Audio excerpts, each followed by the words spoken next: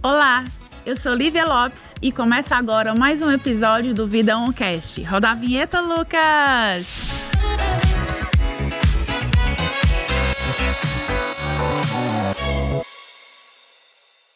O que a gente gosta mesmo é de ver criança com muita saúde. Mas algumas doenças fazem parte da infância e geram dúvidas e preocupações. Mas hoje, aqui no Vida OnCast, você não precisa se preocupar. A gente vai ajudar você como entender, prevenir, identificar e quais cuidados realmente funcionam quando o assunto são as infecções infantis. E para bater esse papo comigo, eu estou aqui com o Dr. Jean Gorenstein, médico infectologista. Muito bem-vindo, Dr. Jean, e obrigada por estar aqui com a gente. Oi, Lívia, é um prazer poder estar aqui no Vida OnCast da Happy Vida, para que a gente possa tirar todas as dúvidas, inclusive com a própria Karine, todas as dúvidas que você aí de casa tem para o cuidado das crianças. Eu falei no começo que os pais hoje não precisam se preocupar, mas não precisam se preocupar, né? Vamos aqui ter um momento de tirar dúvidas para a gente ficar relaxado, porque hoje, gente, para se preocupar é pai e mãe, principalmente com doenças dos filhos, né, Karine?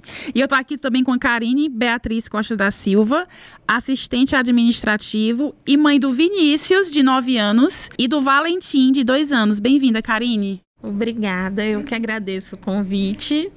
Estarei aqui para representar as mães sobre muitas dúvidas e principalmente o cuidado ideal sobre essa fase de mudanças de tempos e muitas infecções que a gente acaba enfrentando no dia a dia com os nossos filhos. A gente estava conversando antes, Karine, falando que cada criança é uma criança, né? A Karine tem um Vinícius de 9 e tem um Valentim de 2. Sim. Então, cada criança ali é uma criança, exige um cuidado. São filhos da mesma mãe e do mesmo pai, mas ali exigem cuidados únicos, né?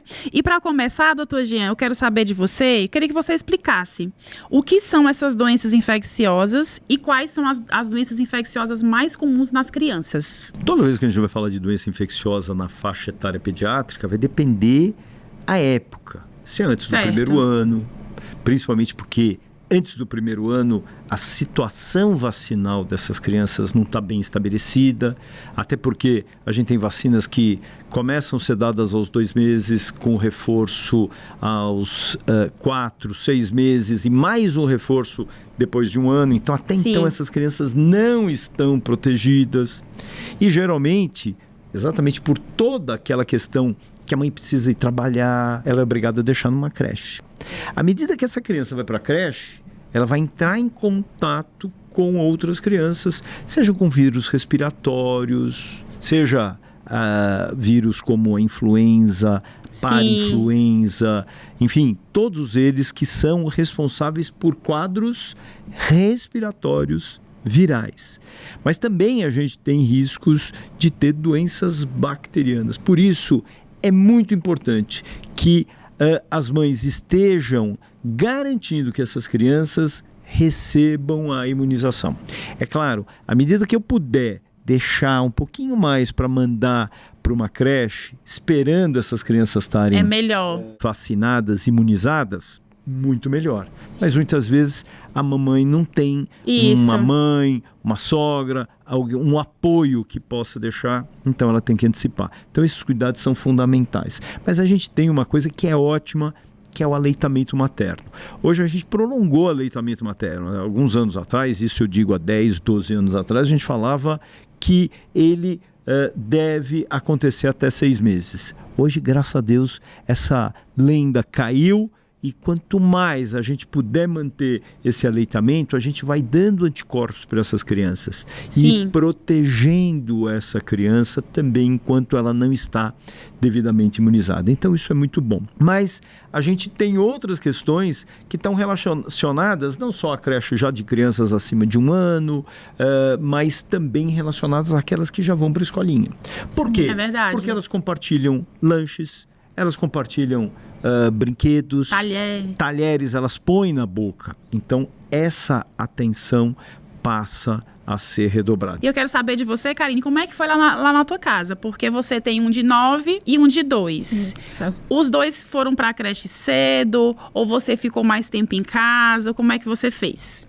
Então, com o Vinícius, o meu mais velho, eu, infelizmente, devido, como o senhor acabou de falar, ter que voltar a trabalhar quando ele fez 5 meses, ele foi para a creche. Porém, eu sou aquela mãe muito antecipada, com muito cuidadosa, precavida. E assim, o Vinícius, ele me apresentou uma única vez um problema respiratório, né? E foi onde eu descobri que ele tinha bronquite crônica. E aí, eu iniciei o cuidado com ele na natação. Hoje em dia, o Vinícius, para ele ficar com uma gripe, é raro. É raro, até porque você tem mais atenção aí, Tem né? 6 anos já que ele pratica esporte. E assim, gente, eu aconselho para as mães. É ótimo natação para criança mesmo. A natação foi o melhor remédio, porque ele usava 5 tipos de bombinha para doença respiratória. Já o Valentim, eu me permiti ficar em casa com ele até 1 ano. Exatamente pela experiência de um, eu já tive o cuidado com o outro. Sim. Então, o Valentim iniciou a natação mais novo do que o Vinícius. E ele é uma criança super espoleta, não para. Mas a dificuldade maior para mim com os dois, que eu até queria entender um pouco mais sobre isso, é sobre o pé, mão e boca. Então, antes de falar sobre isso, eu vou pegar um pouquinho o gancho do que você disse do quadro respiratório. Sim. A gente estava falando de quadros respiratórios e uma das grandes preocupações, principalmente em crianças abaixo de 1 ano, mas em qualquer faixa etária, inclusive adultos, porque a gente acha que isso é uma restrição na pediatria, é do vírus sincicial respiratório, que é responsável por uma doença chamada bronquiolite. A bronquiolite, o bronquíolo, é um ductinho respiratório que vai lá embaixo no pulmão. A gente tem o brônquio, brônquios menores e o bronquíolo, que é bem pequenininho. E esse vírus, ele tem uma predileção por essa região e ele acaba levando alterações. Qual é o problema? O bronquíolo, ele leva oxigênio e ajuda com isso a tirar o gás carbônico na respiração. Quando isso acaba acontecendo, essas infecções acabam acontecendo, essa troca de gases acaba estando comprometido, a criança baixa a oxigenação e tem quadros muito graves e infelizmente pode até morrer. Isso é seríssimo. Isso é seríssimo. De novo, nós temos vacina para bronquiolite. Naquela tua época isso não estava tão difundido e com isso essas crianças não se protegiam. A Karine falou agora, doutor, eu fiquei com uma dúvida, que ela levou o filho para natação e isso ajudou ele nas questões respiratórias. Além da vacina, você entende que existem atividades que os pais possam incentivar os filhos para evitar esse tipo de doença ou isso não tem nada a ver? A gente sabe que quando uma criança faz atividade física, e quando a atividade física é brincar no playground, subir, trepa-trepa, isso é maravilhoso. Sair da tela. Porque essas crianças ajudam na imunidade, né? Tanto no desenvolvimento psicológico, na autoestima, na força, na socialização, mas ajuda na imunidade. Excelente. Então, quando a gente acaba vendo isso, isso passa a ser algo extremamente positivo. A gente tem um outro vírus aí, que é o Coxsackie vírus. E ele tem uma característica que é uma tríade, ou seja, 3 manifestações. O comprometimento da palma das mãos, da planta dos pés e da boca. E é o seguinte, como que eu difero? Nem sempre eu tenho os 3 juntos. Sim. Eu posso só ter uma estomatite, eu só posso ter um comprometimento da boca e não obrigatoriamente do pé e da mão. Daí alguém fala assim, não é. Não, mas tem uma característica. Lembra que a gente fala muito do herpes que dá na boca? Sim. O herpes, ele tem um comprometimento mais externo ou dentro da boca, mais na parte externa, que a gente chama. Externa, que eu quero dizer, na mucosa da bochecha e não pegando lá no fundo. Certo. Quando eu falo na coxsaquiose, que é dado por esse vírus Coxsackie, eu não tenho comprometimento dessa parte interna da bochecha, mas eu tenho comprometimento lá no fundo. Entendi. Principalmente pegando a amígdala, pegando além da amígdala, e aí fica a mais úvula, sério? que é aquele que a gente chama da campainha da boca, né? Sim. E aí qual é o problema? Eu tenho essas lesões que parecem bolinhas, vesículas. e a dor é muito grande para engolir. Entendi. Então eu não consigo engolir saliva. A criança não come, não bebe, chora, irritabilidade. Então, para o médico é muito importante ter essa diferenciação de uma gengivo estomatite herpética ou a coxsaquiose que vem dessa forma. Então, é o coxsackie de vírus interpessoal. E aí, o que acaba acontecendo? Quando você vai ver, e aí, mamãe, deixa eu olhar tua mão. Ó, você também tá. Porque não é só a criança que pega. Verdade. Você também pegou? Eu peguei. Aí que tá. E aí, o grande problema dela ter filhos de faixas etárias diferentes é que muitas vezes traz para o outro que está em casa. Sim. E vice-versa. E Karine, lá na sua casa, quando você vê, né, o Vinícius ou o Valentim doente, em que momento você liga o alerta para levar eles ao médico ou não? Você fica observando os sintomas? Como é que você faz? Porque é uma dúvida também dos pais, né? Eu acredito que em que momento eu devo levar meu filho para o hospital? Porque você leva o filho para o hospital, aí lá no hospital é um lugar que tem doenças, né? Mais doenças. Então, como é esse time na sua casa? Então, eu observo, como eu te falei, o meu menor, ele é bem serelepe. Então, assim, quando eu vejo que ele tá quieto, no canto, apresentando, mamãe, quero coberta, mamãe, quero dormir, é o gatilho dele. Entendi. Já o do meu mais velho, hoje em dia ele já consegue expressar isso. Então ele fala, mãe, eu não tô bem. Entendi, já se comunica melhor, ele né? Pela idade. Melhor. Então foi um desenvolvimento, assim, com o tempo que eu aprendi, e com o pequeno eu soube expressar e fazer de uma forma melhor. Vê, eu sempre falo, né, que o melhor contribuidor do pediatra são as mães. Com certeza. Né? O pediatra fala, mas a mãe que conhece o filho, não adianta, não tem o que você acha, é o que a mãe sente. E a mãe sabe o filho que ela tem. Com certeza. Ela pode virar e falar assim, doutor, ele não tá bem. Não, ele tá ótimo. Ele não tá bem, eu conheço meu filho. Então é muito importante entender que saúde de uma criança depende de imunização, alimentação, atividade esportiva, socialização e pouca tela. Eu não falei sem tela, mas pouca tela. Há quanto tempo? O menos possível. Exato. Não tem horas. Deixa. Eu quero mostrar uma coisa pro meu filho. Eu quero mostrar uma coisa pro meu neto. Quero mostrar uma coisa pro meu sobrinho. É rapidinho. Sim. Tá bom, então vamos brincar com outras coisas. Né? Que eu acho que é isso que vai fazer essa criança ter um desenvolvimento saudável, mental, físico, num ambiente saudável. E tudo isso vai fortalecer essa infância. A gente estava falando antes, né, Karine? A gente gravou um videocast só sobre isso, porque é um tema que realmente a gente precisa se aprofundar. E vendo você falar, doutor Jean, a gente entende que o cuidado com a criança, ele é um cuidado, ele tem que ser integrado, né? Eu imunizo, mas também eu tenho regras em casa, mas a criança também precisa comer bem, precisa estar bem com a sua saúde mental, precisa estar bem com seus amiguinhos, né? Então eu entendo que é um combo. Às vezes a gente se preocupa tanto com doente, eu não quero que meu filho fique doente, mas aí os pais, de repente, às vezes não estão fazendo ali o básico. É porque a gente esquece a doença mental que cria, né? É verdade. Você sabe que é muito legal, e você deve talvez fazer isso em casa, de trazer eles para te ajudarem nas coisas. Sim. Né? Vai varrer, vai tirar o lixo, me ajuda aqui, me ajuda lá. Ajuda a trazer a roupa suja na louça. Muitas vezes a gente fala, ele vai quebrar. Não faz mal. Ele quer ajudar. Se eu virar e ele quer ajudar e eu simplesmente, você vai quebrar, nunca mais ele vai fazer. Sim, vai isso é um impacto, é um carimbo que a gente está dando para essa criança. Maravilha. Então, é construir um ambiente saudável para a criança, tanto de vacina, como de cuidado, de brincadeira e também de saúde mental. É isso aí. Exatamente. Muito obrigada, doutor Jean, pela sua presença. Amei as dicas. Olha, vamos lá. Eu pensei que ia ser 2h30, ela quer ficar livre de mim. Não, a gente vai desligar as câmeras, viu, Lucas? E vamos ficar aqui mais 1 hora, tá bom? E, aliás, ela tá trazendo os pastéis que ela fez pra nós. Então... Obrigada, Karine, pela sua participação. Mande um super beijo pro Vinícius e pro Valentim, viu? Mano, pode deixar. Muito obrigada. O seu filho vive no celular, no tablet e no computador e você tem dificuldade de colocar limite? O próximo bloco é especialmente para você. Não saia daí, a gente volta já.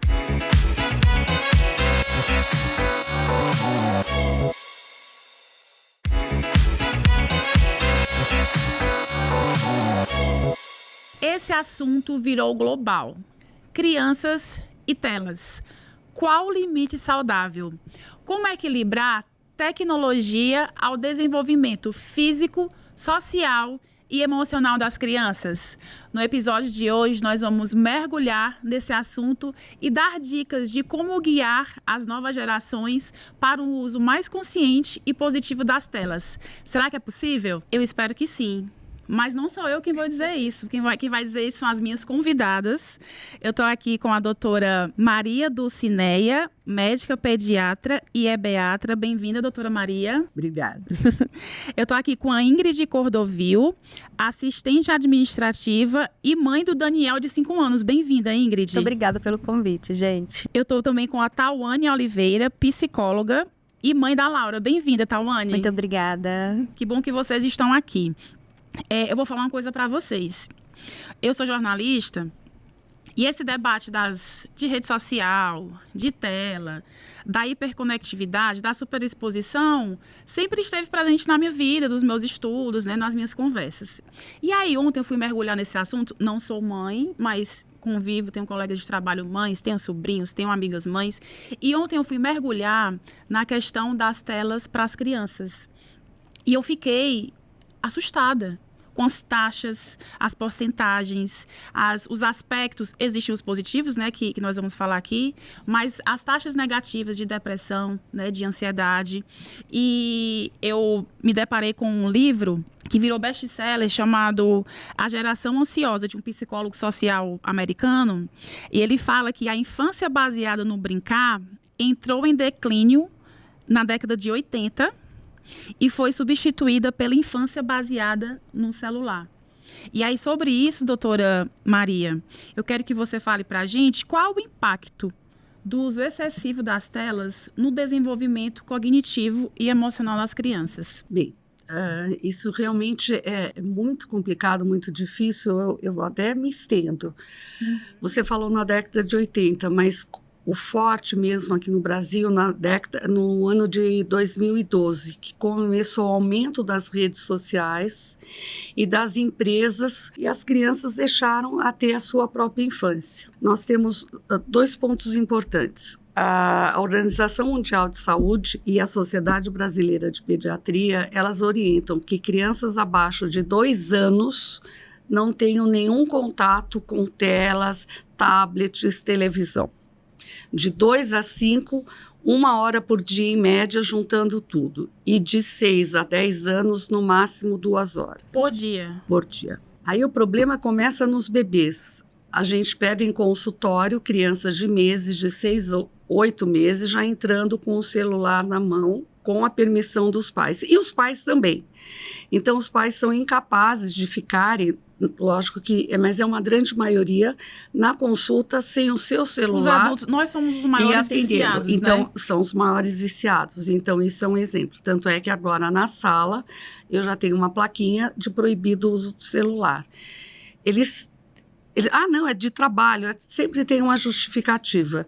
E isso acarreta muitos problemas. Então, bebês até 2 anos, eu tenho atendido muito a dificuldade da fala, que as crianças estão demorando a falar, e precisa ficar claro que isso não é um sinal único de TEA, de transtorno do espectro autista. Então, as escolas acham que essa demora já colocam como se fosse TEA para já ser investigado. Não é um sinal patognomônico disso. Então, as crianças demoram a falar, os bebês não são estimulados. Então, eles têm essa dificuldade na fala, porque ninguém fala com eles. Fica aquela coisa de celular, de televisão, de tablet. Problemas visuais. A gente está encontrando muita miopia, muita síndrome do olho seco, que ele fica mesmo, eles não piscam, em crianças menores. É uma série de problemas. Sedentarismo, porque as crianças ficam sentadas, estão se tornando obesas. Nós temos distúrbios do sono, isso é de uma importância enorme, porque o brilho da tela, das ondas azuis, elas vão bloquear a melatonina, que é responsável pelo sono. Então, a criança demora para dormir, tem um sono pesado, tem sonhos, terrores noturnos, e aí acordam com sono, vão para a escola. chega na escola, tem toda essa dificuldade de concentração, de aprendizado, de memória, e aí vai o caminho. Então, o que mais se tem atendido em consultório agora é ansiedade, e as escolas, principalmente as públicas, né, elas mandam já para o pediatra. Ó, tá com ansiedade? Ó, não tem concentração? Então tem isso, tem hiperatividade, também, agressivas também. Às vezes a gente cresce adulto que não sabe lidar com o tédio e com o silêncio, porque na infância a gente não foi estimulado. Sim. Ingrid, lá com o Daniel em casa. Não é fácil. Não é fácil. Como é o cuidado que você tem com ele? Como é que você lida com os nãos, com as birras? Como é que você insere e explica isso pra ele? Ele já tá na fase bem questionador, né? Mamãe, por que eu não posso? Mamãe, por que isso? Mas assim, eu tenho uma rede de apoio muito boa, porque eu passo o dia fora, né? Então, assim, eu falo pra ele, logo que você acordar, você não pode ir pra televisão, porque ele estuda à tarde, né? Sim. Então, eu falo pra ele, você não pode? Ele, mamãe, eu não posso, porque eu falei, filho, você tem que brincar. Aí ele, mas quem vai brincar comigo, filho? Vai, pega um livro, vai ler, meu filho, vai brincar. Mas, mamãe, eu falei, filho, você tem que fazer alguma coisa. Às vezes, eu posso ficar de home office.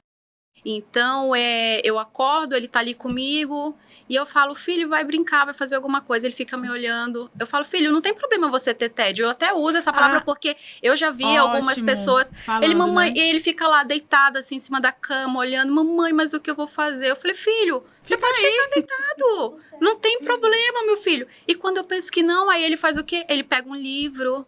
Aí ele pega os pincéis dele, ele pega, começa a desenhar, começa a conversar comigo. Então, ele assim, mesmo vai se estimulando a criatividade para encontrar o que fazer, né? Ele não percebe, né? Claro, eu como mãe percebo. E aí ele passa o dia todo que ele começa a arrumar 12:30 e ele vai pra escola sem ter assistido televisão. E eu tenho até um caso bem curioso, assim, que eu não deixo ele ficar no celular, né? Mas teve um período, né, que às vezes a gente chega cansada, a gente acaba deixando, quer sabe? Jantar, quer tomar um banho, as mães querem lavar o cabelo, né? Sim, nossa, então eu fui, já deixei, assim, um joguinho, tá, jogou. E eu tava percebendo que quando eu ia tirar o celular dele, nossa, de bater, de me empurrar, de puxar. E eu falava assim, não, já chega. E ia me empurrar, bater. Isso assim, tipo, ele tinha de 3 para 4 anos. E eu falei assim, ó, não vai ter mais celular. Não, aí me promete, não, mamãe, não vou mais fazer isso. Eu falei, meu filho, você não vai ter mais celular. Se você quiser, você vai assistir televisão. Porque eles têm ali a sensação da felicidade na palma da mão, né? Porque fica aqui com a... E o controle, né? Sim. Quando a criança tá com o celular na mão, não tem a mamãe pra mandar. Não. Quem manda é ela. Então, assim, eles estão ali construindo, eles estão vendo um mundo naquele mundo virtual ali deles. Então, é uma felicidade na palma da mão. Ele tá sentado, ele tá confortável, tá comendo. Tawane, você como psicóloga e mãe da Laura, a Laura tem 2 anos, né? Tem 2 anos. Fala um pouquinho, primeiro, como é que você equilibra o uso da Laura com as telas. E como psicóloga, tem o lado bom das telas, dessa tecnologia? Como é que você vê isso? Bom, diferente da Ingrid, eu tenho uma dificuldade com a Laura em relação à minha rede de apoio. Porque a Laura é uma criança de 2 anos, ela tem uma oratória e uma comunicação excelente. E ela é muito ativa também. E a gente sempre tenta tirar um tempo para brincar, para conversar, para desenvolver, né, capacidade motora fina, criatividade. Mas eu trabalho fora, ela vai para creche e aí quando chega, geralmente ela fica com o pai. Entendi. Então, chegou, o pai vai organizar as coisas enquanto, né? Aí ela não gosta de televisão, mas ela gosta do celular. Então ele oferece o celular pra ela. Ela ama também a Turma da Mônica. Nós temos todos os personagens lá. Até hoje eu amo. E aí eu sempre converso muito com ele a respeito de também fornecer a ele esse tipo de informação sobre a importância da limitação. Porque tem que estar alinhado. Não adianta a mãe controlar e o pai não, Sim. né? E aí eu explico tanto pra ele quanto pra minha mãe, que também tem uma certa resistência de entender que isso pode de alguma maneira prejudicá-la. E nós estamos criando uma rotina. A Laura, ela tá fazendo desmame, então a gente tá num processo de que aí eu já entro nessa questão de ter benefícios. Eu coloco lá uma música no YouTube, pego ela no colo, acalento ela, acolho ela e deixo aquela música que faz parte da nossa história, que eu fui ouvindo durante a minha gestação, e vou embalando ela até que ela se sinta sonolenta, então nós vamos pra cama. Mas o uso, se eu disser assim pra você, 2 horas, Talvez não. E aí, não sei a quantidade de horas que ela foi exposta. Ela não fica a televisão, mas fica o celular. Não deveria, né? Não deveria. Lembra, 2 anos? Não deveria, mas ela acaba tendo esse contato. E aí é uma outra questão que eu levo à discussão também, né? Quando nós deixamos na frente da televisão, ou que eles brinquem sozinhos porque nós mesmos estamos inseridos nas redes sociais. Foi uma questão que eu levantei nas minhas redes sociais até um tempo atrás de quantas vezes nós falamos para os nossos filhos brincarem sozinhos quando nós ficamos no celular olhando a vida dos outros.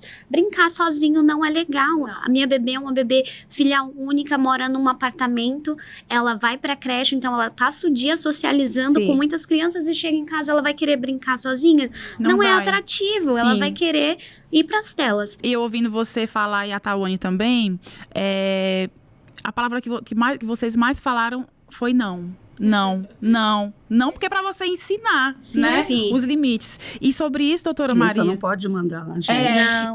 Aí como é que ensina os filhos a necessidade de conviver com o não e com os limites? Tem algum segredinho? Não tem. O que está acontecendo atualmente é que as mães cedem. Elas não sabem dizer não. Então, tem que ensinar, como nas escolas. Escolas têm o não. Quantas mães dizem, a criança está hiperativa, a criança conversa, não presta atenção, porque ela vem de casa com tudo isso. É verdade. A criança, não estou dizendo, mas uma maioria muito grande manda nos pais. Então, não. Por quê? Tem não que não tem um porquê. Não é não. Porque né? é assim, não é não. É muito tarde uma criança dormir 11, 11h30 e acordar às 6. Quantas acordam às 5 e pouco para irem de perua? Sim. Aí vão dormindo. É não. Entendi, doutora Maria. Muito obrigada pelas explicações. Então, aqui a gente tem algumas lições, né? É dizer não. Primeiro pra gente, né? Que somos adultos. Dizer não, colocar os limites. E alguns sims ali para também estimular a criatividade e também ter muita paciência. Sim. Né? Eu quero agradecer a você, doutora Maria, pelas suas explicações e pela sua presença. Obrigada, Tawane. Mande um beijo pra Laura. Ingrid, mande um beijo pro Daniel. Beijo, filho. Muito obrigada, viu? E o Vidãocast fica por aqui. A gente espera no próximo domingo, às 8h30 da manhã, aqui na TV Guararapes. Até lá!